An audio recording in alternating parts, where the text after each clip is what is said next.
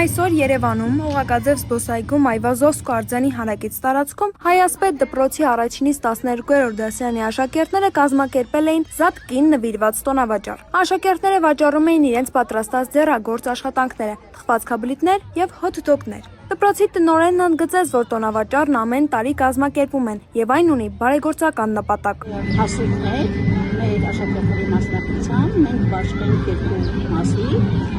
Մի մասը կտրամադրենք բազմազավակ եւ անապահով ընտանիքների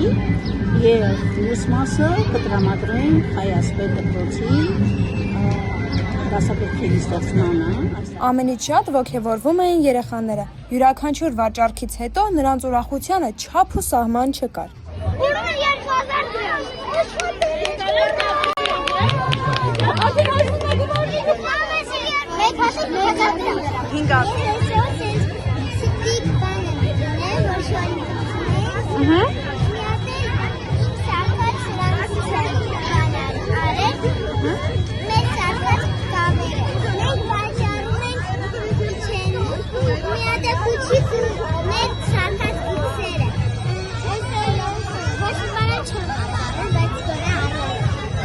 Իսկ ձերքիդ գումարով ինչ ես գնելու։